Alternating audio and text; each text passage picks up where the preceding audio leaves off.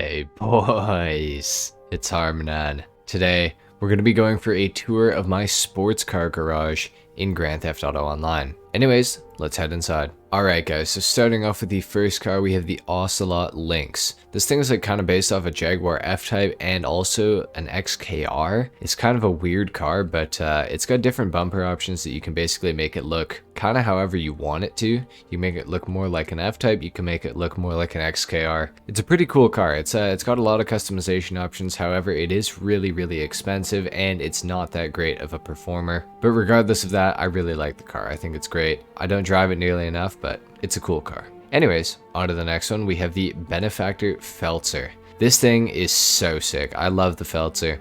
One of the most underrated cars in the entire game, I feel like. It has tons of customization that you can do to it. You can make it, obviously, like mine is, with the full aero kit on it, with the front bumper, with the fender vents, with the huge wing, with the rear diffuser and all that, side skirts, side exit exhaust, all that sort of stuff. You can make this car absolutely crazy. I love the Feltzer. I think it's a super sick car. I think that everybody should own one of these. Anyway, on to the next car. We have the Pfister Comet S2, of course. From the Tuners DLC, I've got mine set up to look like a Porsche 911 GT2.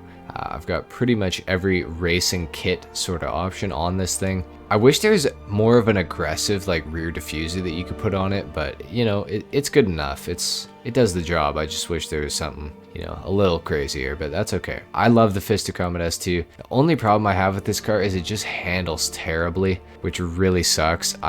I want to like this car so much. I want to drive it like all the time, but it's just really unfortunate because it just handles terribly, and it's just such a shame. But it's still a really cool car. It's not a very cool car for actually, you know, driving around corners, but that's okay. It's a cool car nonetheless. On to the next one, we have the Cockett D10. I've got mine done in a yellow with the red interior, obviously. I think this car is super sick. I love what Rockstar did with this thing. They pretty much got away with copyright infringement on, you know, Chevy and the Corvette C8. They killed it. They killed it, to be honest. Like, I have no complaints about this car.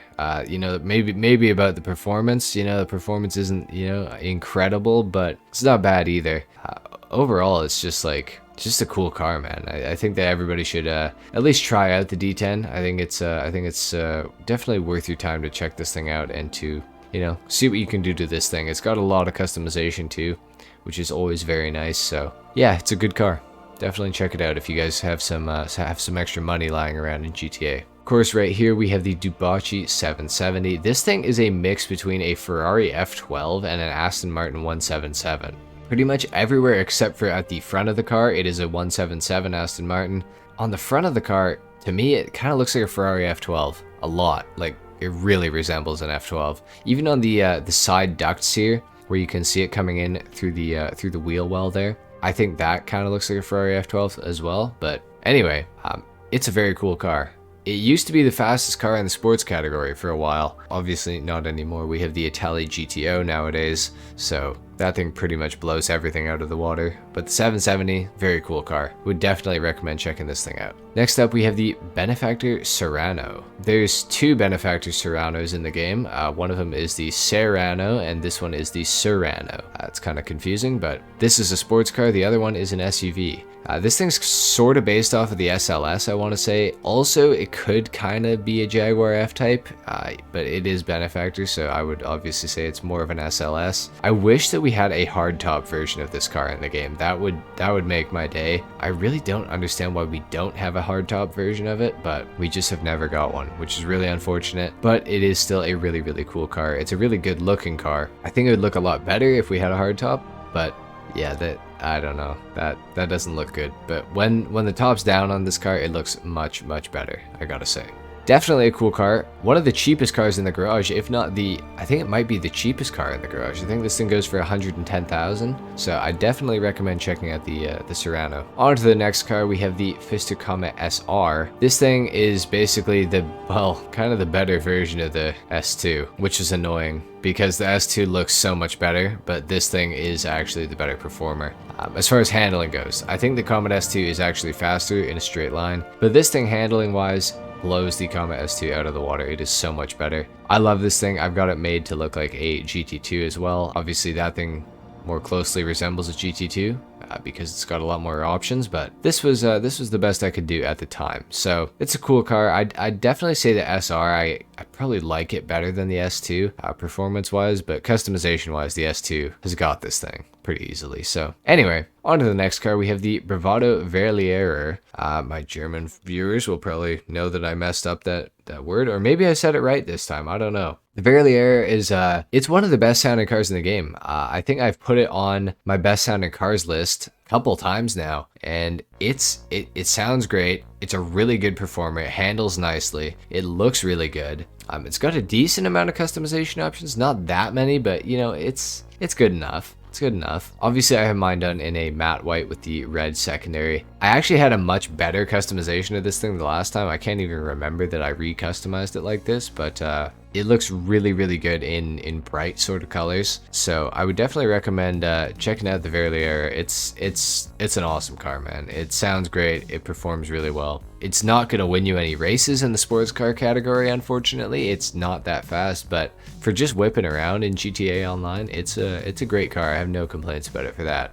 Anyways, on to the next car here. We have the Dubachi Rapid GT. Now the Rapid GT, I know a lot of people really don't like this car. I personally have no problems with it. I'm really happy with my customization of it, actually. I've got the Truffade concave rims on there. I think I have them in a white, and then obviously the rest of the car is silver. I've got the windows tinted out and everything. I do have one complaint about this car, and that is that it understeers unlike any other car in the game. It is terrible. It understeers so badly.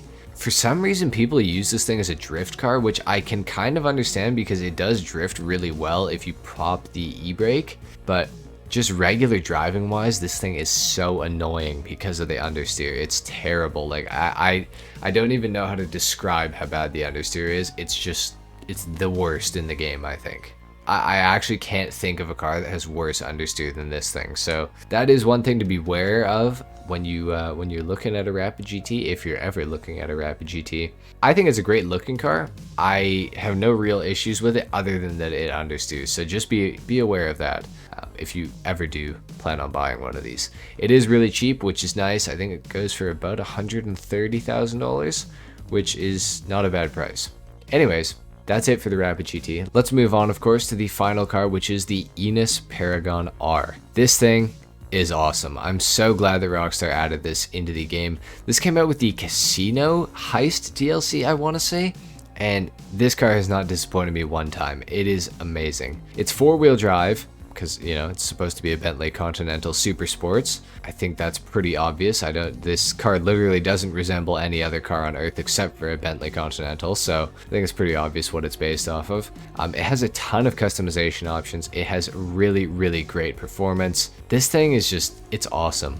There's also an armored version of this thing that you can get for completing, I want to say it's all of the casino missions, not to do with the heist, but the actual casino missions with Miss Baker. You do get an armored version of this car for completing those, which is really, really cool. It's not a bad vehicle, that's for sure. I would definitely recommend picking one of these things up though. And if you can, get your hands on the armored version. Once you've completed all the missions, you actually will get it for free. So it's totally worth it. It's a great armored vehicle. And the unarmored version, like you see here, is also great too. Anyway guys, that's pretty much it for my sports car garage tour. Let me know what you thought of my collection in the comments down below. Are there any cars that you would take out of this garage? Are there any cars that you liked in this garage and that you might replicate yourself? Let me know. If you guys enjoyed this video, leave a like, if not dislike. Subscribe if you guys are new, and I will see you all in the next video.